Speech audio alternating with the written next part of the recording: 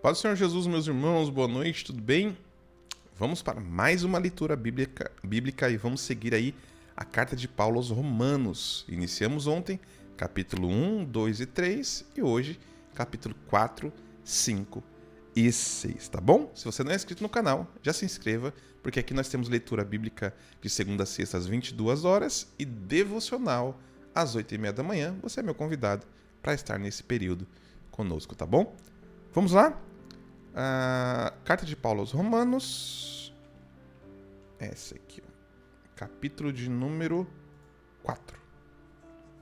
Portanto, que diremos ter alcançado Abraão, o nosso antepassado segundo a carne?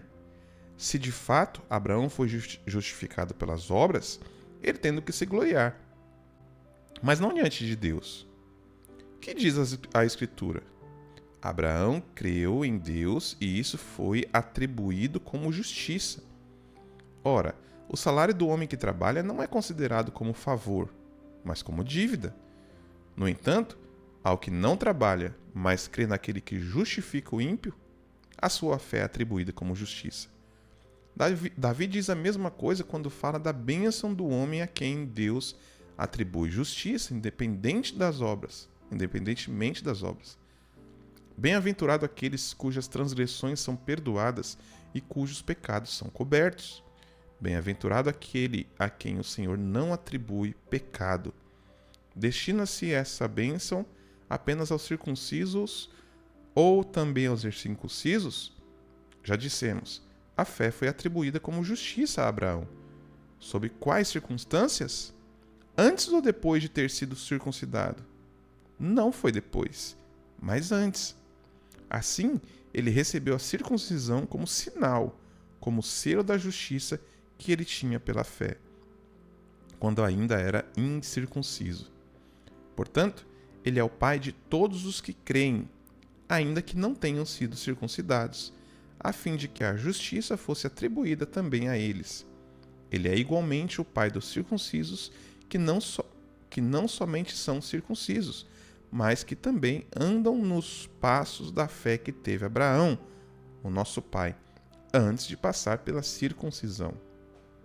Não foi mediante a lei que Abraão e a sua descendência receberam a promessa de que ele seria herdeiro do mundo, mas mediante a justiça que vem da fé, pois, se os que vivem pela lei são herdeiros, a fé foi anulada e a promessa inválida, porque a lei produz a ira, mas onde não há lei, não há transgressão.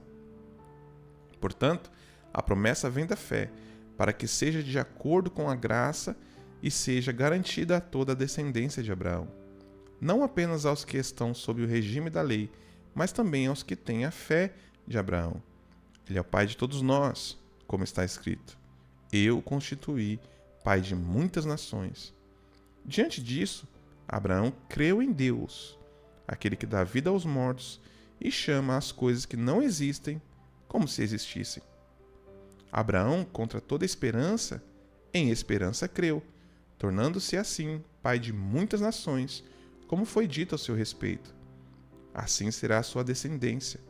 Sem esmorecer na fé, reconheceu que o seu corpo já estava sem vitalidade, porque tinha aproximadamente 100 anos de idade, e que o ventre de Sara já estava sem vigor. Mesmo assim, não deixou de crer na promessa de Deus, mas foi fortalecido em sua fé e deu glória a Deus, porque estava plenamente convencido de que ele era poderoso para cumprir o que havia prometido. Como consequência, isso lhe foi atribuído como justiça.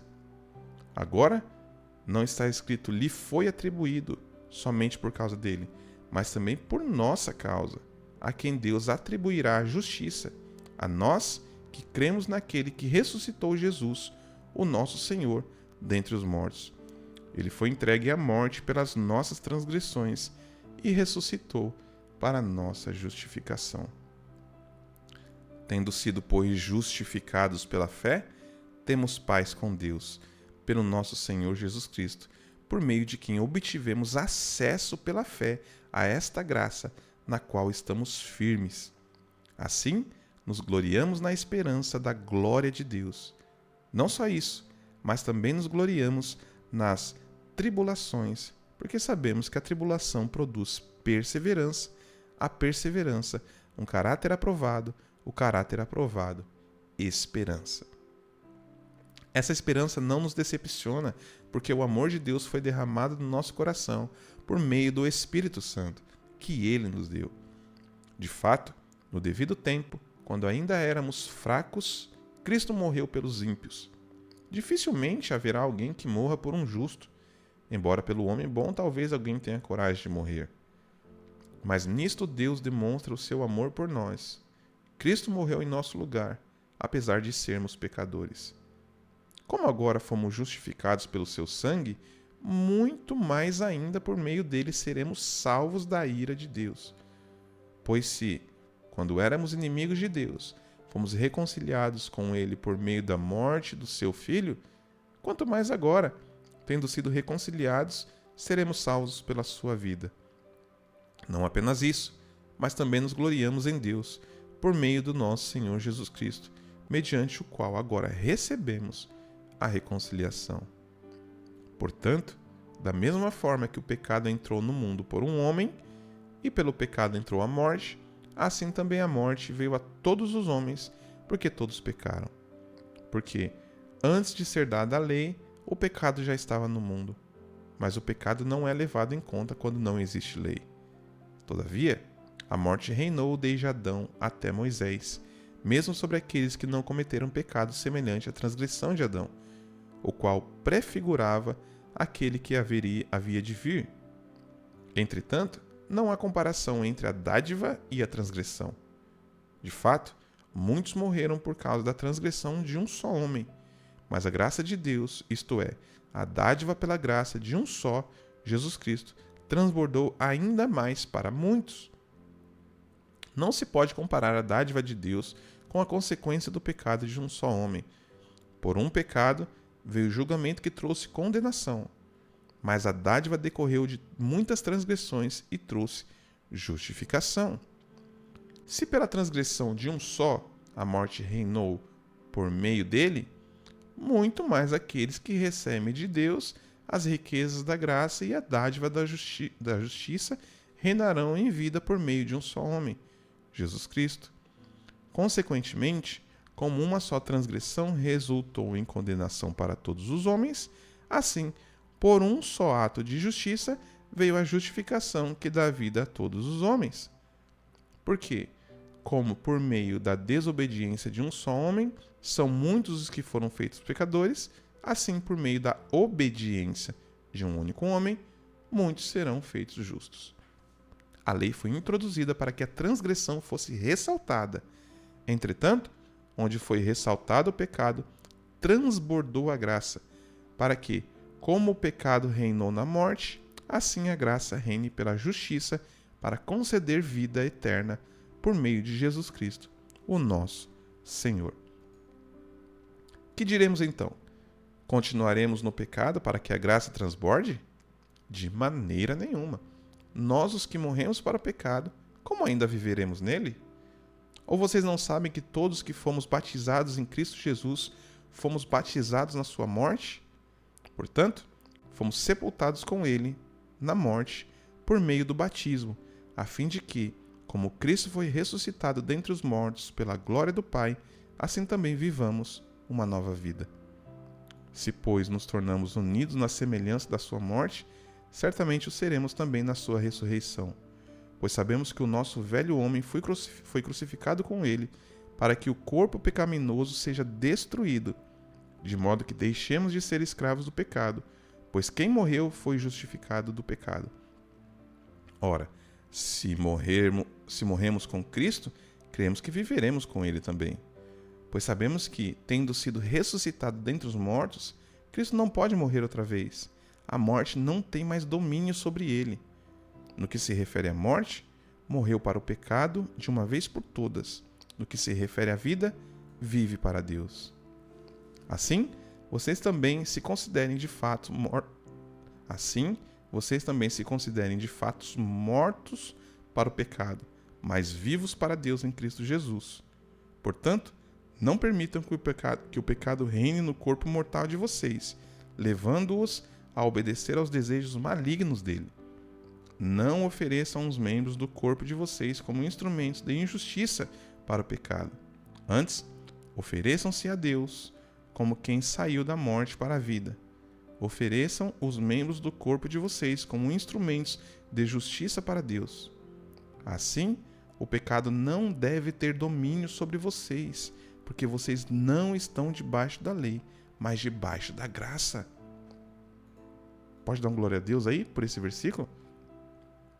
E então, vamos pecar porque não estamos debaixo da lei, mas da graça? De maneira nenhuma. Vocês não sabem que quando se oferecem a alguém como escravos obedientes, são escravos daquele a quem obedecem? Quer escravos do pecado, que leva à morte, quer escravos da obediência, que leva à justiça? Mas, graças a Deus, porque, embora tenham sido escravos do pecado, vocês passaram a obedecer de coração a forma de ensino que lhes foi transmitida. De fato, vocês foram libertos do pecado e tornaram-se escravos da justiça. Falo isso em termos humanos, por causa das limitações humanas de vocês. Como oferecerão os membros do seu corpo em escravidão à impureza, que leva mais e mais a iniquidade, e assim ofereçam-se agora em escravidão à justiça, que leva à santidade? Quando vocês eram escravos do pecado, estavam livres da justiça. Que fruto colheram, então, das coisas das quais se envergonham? O fim dessas coisas é a morte.